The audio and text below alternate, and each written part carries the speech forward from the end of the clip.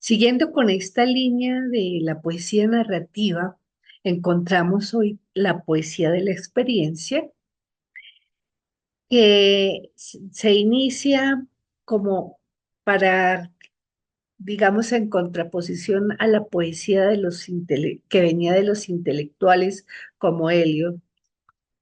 Se destaca en España, en la poesía de la experiencia, García Montero, que fue el que empezó entonces a utilizar esta poesía con carácter de inmediatez y cotidianidad y se acercó así a la realidad de estos tiempos y los plasmó. Entonces es así como nos trae, por ejemplo, unos poemas de lo que pasa.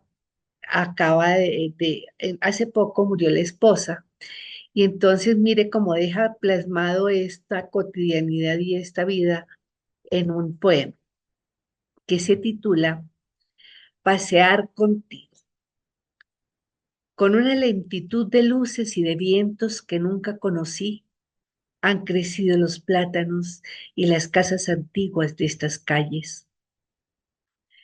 Detrás de sus balcones se vivieron fiestas que no eran mías, guerras que no sufrí, ambiciones que no me dominaron, muertes que no he sentido. Cruza la gente y habla en un hermoso idioma que me cuesta trabajo comprender. Y sin embargo, esta ciudad es mía, pertenece a mi vida como un puerto a sus barcos. Sin duda, es la memoria de algunos novelistas y un poeta. Y sin duda, también es la importancia de pasear contigo, de tu mano en mi mano, de nuevo adolescente, tu cabeza en mi hombro, tu silencio en el mío. También dentro de esta temática, digamos, de poesía de la experiencia, Piedad Boneda ha hecho algunos poemas a raíz de los hechos tristes de la muerte de su hijo. Les traigo uno que se titula La maleta. En la casa todo seguía igual, hasta las flores, aunque un poco marchitas, pero en las escaleras nuestros pasos sonaron distinto, como golpes muy suaves en un cuenco vacío. Pusimos la maleta en un rincón donde no nos mirara con sus ojos tan tristes. Pesaba esa maleta tan vacía. Volvíamos a todas nuestras cosas, a la manta de fieltro, a las pantuflas, al pocillo de mis tardes de té. Quizá tendríamos que habernos abrazado, pero mientras en aquel cuarto anochecía, todo lo que pudimos darnos fue silencio. Qué hermosura, ¿no? Entonces, vean ustedes esa poesía de la experiencia. Vamos a ver otro tipo de poesías que espero que la gocen ustedes como la gozo yo y la sientan como la siento yo. Bueno, vamos a empezar con una poesía que engloba como varias vertientes o que les dan diferentes nombres y que quiero que ustedes conozcan porque pues es como el estilo en el que encajo y por eso empiezo con ella, que es la poesía narrativa. O sea, la poesía narrativa es aquella que involucra personajes y formas también dialogadas, digamos. Yo me puse a mirar desde cuándo, quién empezó con esta poesía narrativa y descubrí algo maravilloso, porque yo les había dicho a ustedes y le dicen a uno que con las vanguardias viene el verso libre, y que el verso libre entonces parte con Baudelaire, o por ahí dicen algunos, y resulta que me puse a ver la poesía narrativa y encuentro que este existe desde 1885 más o menos con Walt Whitman y que el precursor, el que inventó el verso libre, fue realmente Walt Whitman. Y con unos poemas, además que aquí entran todas estas, cada uno tiene su estilo, pero uno puede hacer poesía existencialista o trascendental, o uno puede hacer erótica, uno puede hacer todo tipo de poesía de acuerdo a la temática que uno escoja. Y de esta poesía narrativa que surgió entonces con Walt Whitman, surge lo que es la poesía coloquial, que otros llaman conversacional coloquial o realismo coloquial, como lo quieran llamar, pero que es esa que nos está narrando y nos está, digamos, utilizando para contar las cosas, el habla coloquial. Entonces, para empezar con esa maravilla que encontré de que fue el padre del verso libre, Walt Whitman, pues empecé viendo sus poemarios y ahí, para que ustedes vean un poco de lo que es la poesía trascendental, les traje un fragmento de Canto a mí mismo, que está en su libro Hojas de Hierba, y que comienza así: yo me celebro y me canto, y lo que asumo, tú lo asumirás, porque cada átomo de mi cuerpo que me pertenece, también te pertenece. ¿Sí? Vean ese pedacito. Pero encontré unos poemas de él que son eróticos, con una sensualidad impresionante. Y entonces también nos dijeron que los vanguardistas fueron los que nos enseñaron la sugerencia y que surgió de ahí, pues, y resulta que no.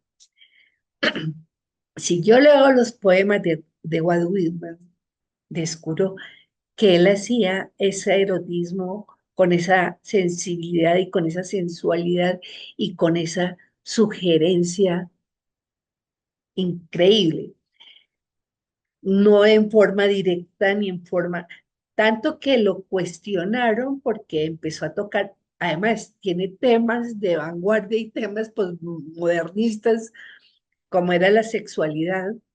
En ese tiempo tocaba los temas de la bisexualidad y de la homosexualidad. Vean ustedes este poema erótico entonces de Walt Whitman, que está escrito también de manera conversacional. Recuerdo cómo una vez estábamos acostados una transparente mañana de estío, igual a esta, cómo pusiste tu cabeza sobre mis caderas y delicadamente la volviste hacia mí y apartaste la camisa de mi pecho y hundiste tu lengua hasta mi corazón desnudo y te estiraste hasta tocar mi barba y te estiraste hasta alcanzar mis pies. Ustedes vean, aquí pues está incluyendo la voz de un solo personaje, digamos, trae un narrador. Esto se fue trasladando y se fue llevando porque todos van cogiendo y van creándose antecedentes que van cambiando con las épocas, lo que yo le digo. Entonces, por ejemplo, en la poesía tradicional de Federico García Lorca también encuentro, en el poema Despedida se encuentra, eh, trae personajes, ¿sí? Y actúa como narrador. Vean ustedes este. En Despedida. Si muero, dejad el balcón abierto. El niño come naranjas. Desde mi balcón lo veo. El segador ciega el trigo. Desde mi balcón lo siento. Si muero, dejad el balcón abierto. Entonces, vean ustedes. Hay otros que ustedes pueden leer con formas dialogadas, como son las alusiones de Juan Ramón Jiménez. Voy a ver si tengo aquí un pedacito, se lo leo. Dice, no era nadie el agua. ¿Nadie? ¿Que no es nadie el agua? No hay nadie, es la flor. No hay nadie, pero no es nadie la flor. Si ven esos diálogos que hacen, esa es parte de esta poesía conversacional, coloquial o como la quieran llamar. Entonces, ¿cómo la catalogan ahora? ¿Qué es lo que dicen de esta poesía coloquial o conversacional? Dice que es una poesía que puede tomar cualquier forma de la narratividad. Dice, aquí lo que hace es que aparece un poeta humano que muestra su mundo y que nos hace ver como gente común, como lo que somos realmente. Se dice que inició con Parra, que es el antipoeta, y que era un antipoesía, pero bueno, lo importante es que luego vino aquí y muchos tuvimos los poemas de Benedetti, y entonces es uno de los principales exponentes, por eso les traigo yo un poema entonces de Benedetti que se titula Esta es mi casa. No cabe duda, esta es mi casa. Aquí sucedo, aquí me engaño inmensamente. Esta es mi casa, detenida en el tiempo. Llega el otoño y me defiende, la primavera y me condena. Tengo millones de huéspedes que ríen y comen, copulan y duermen, juegan y piensan. Millones de huéspedes que se aburren y tienen pesadillas y ataques de nervio. No cabe duda, esta es mi casa. Todos los perros y campanarios pasan frente a ella, pero a mi casa la azotan los rayos y un día se va a partir en dos. Y yo no sabré dónde guarnecerme, porque todas las puertas dan afuera del mundo. Vea qué bonito poema coloquial, criticado por muchos, amado por muchos también. Entonces, vean ustedes, aquí aprendimos y vimos, y si ustedes quieren seguir aprendiendo, busquen poesía coloquial o búsquela como poesía conversacional. Realmente todos los géneros o toda clase de poesía tiene un poco de todo. Vamos a ver un poco de la poesía de la experiencia, que es también trae parte de todo, para que ustedes vayan sintiéndola y viendo y conociendo de dónde viene y cuáles son los exponentes.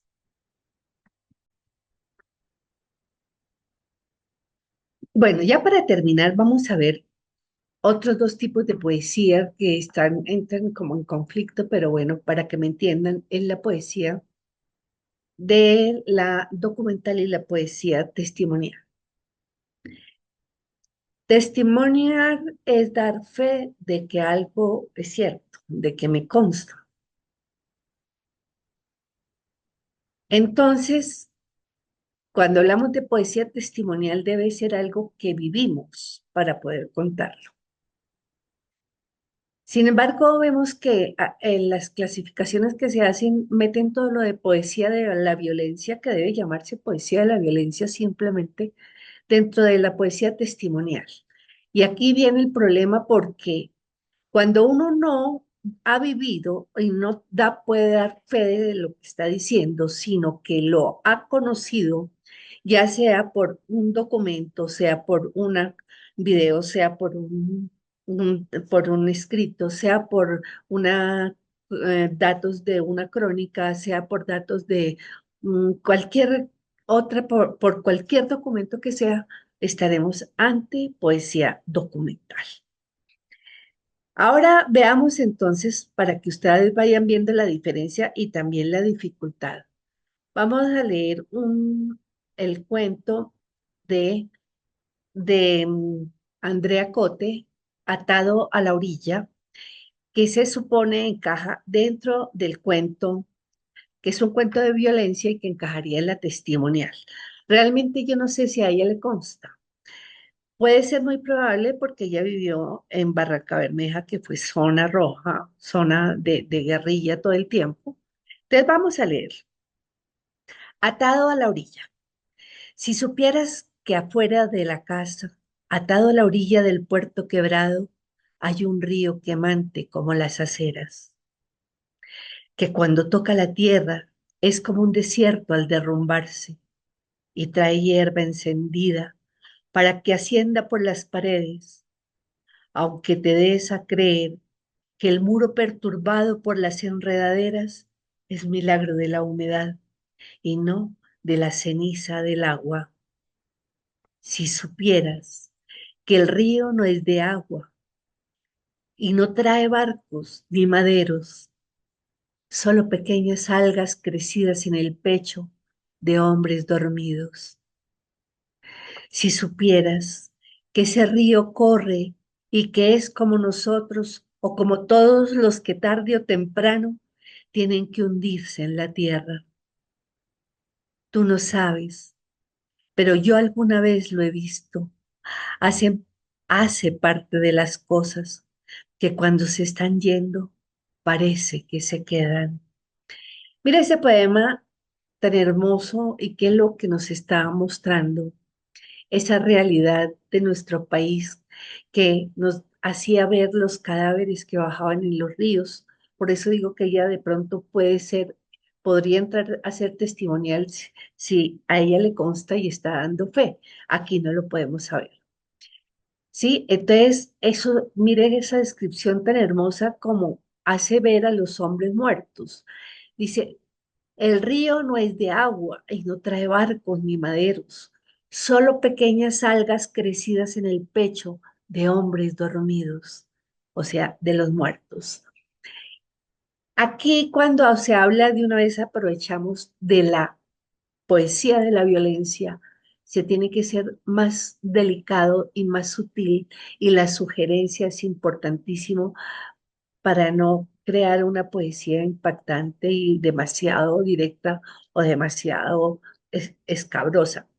También se puede dar, y lo hay de hecho, algunos que lo hacen ver de una manera, digamos, cruda. Todo se permite en la poesía, pero lo mejor es la sugerencia, como venía desde que empezaron las vanguardias, como se sugirió desde las vanguardias que debía ser la poesía. Ahora vamos a ver una poesía documental. Este es un poema de Muriel Rukeyser, no sé si se pronuncia así, Rukeyser, eh, se las voy a leer primero y luego la comentamos para que ustedes vean la diferencia de una poesía documental y qué puede ser un documento.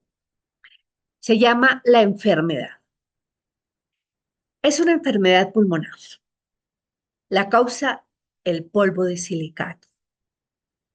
El polvo causa el crecimiento de... Aquí está la radiografía que le sacaron en abril. Mire, mire acá. Estas son las costillas. Esta es la zona del esternón. Acá está el corazón. Entre paréntesis, esa enorme sombra blanca llena de sangre. Cierra paréntesis. Este, por supuesto, es el tubo digestivo, el esófago, la tráquea, los espacios entre los pulmones. Entre las costillas, entre las costillas. Estas son las clavículas. Mire ahí, en ese pulmón ya empiezan las manchas. Es como si un temporal de nieve hubiese arrasado con sus pulmones. Y también ahí, de este lado y de ese lado, arriba y abajo. Este sujeto está en la primera etapa. Veamos el segundo. Acérquese de nuevo a la ventana. Acá está el corazón. Más nódulos, muchos más grandes, ¿lo ves? En los lóbulos superiores. Aquí se ve cómo aumentan. Acá las estrías de tejido fibroso. ¿Qué quiere decir?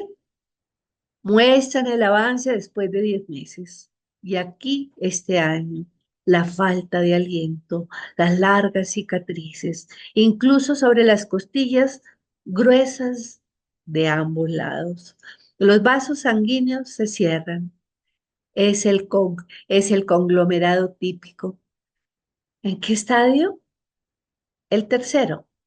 Fíjese dónde apoyo la punta del lápiz. Aquí, ahí, allí y allí. Entre comillas, cada día es peor. A la noche me levanto y trato de recuperar el aliento. Si me quedo acostado boca arriba, siento que me muero. Poco a poco se asfixian los alvéolos del pulmón. Quiero expresarlo de la mejor manera posible. Eso es lo que pasa, ¿no? Se van asfixiando uno por uno. Sí. Se dificulta la respiración. Sí. Y hay dolor al toser. Sí. La silicosis es una enfermedad mortal. Sí, señor. Entonces miré esta poesía documental y al mismo tiempo crítica de lo que producen las personas que trabajan con estos polvos, que también los podemos tener nosotros en nuestra casa cuando pintamos y que producen cáncer.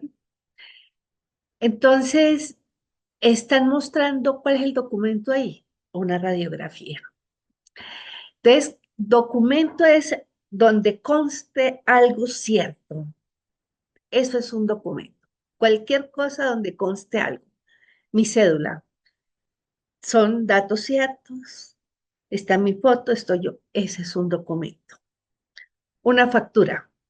Está la cuenta, dice tal, suma tal. Ese es un documento. Entonces, se le puede hacer ahora poesía a cualquier cosa. De cualquier documento podemos convertirlo en una poesía. Pero por ahora, entonces ya no les voy a molestar más. Les digo que, sin embargo, lean otras clases de poesías que no alcanzo a explicársela, pero por ejemplo, existe la poesía confesional. Ustedes pueden leer de la poesía actual, pueden leer esa poesía, busquen poesía crítica, pueden leer poesía reflexiva, también está la poesía filosófica, y también a veces los mismos poetas tienen su propio estilo y no salen de él en una cierta forma, un cierto estilo, puede ser hermético o puede ser dialogado o como lo quieran, como ocurre, por ejemplo, con Antonio Gamonada, que siempre escribe sobre la muerte. Espero les haya gustado el curso, espero que aprovechen todo esto que les di con tantísimo cariño y espero volver a verlos el año entrante. Un besito para todos.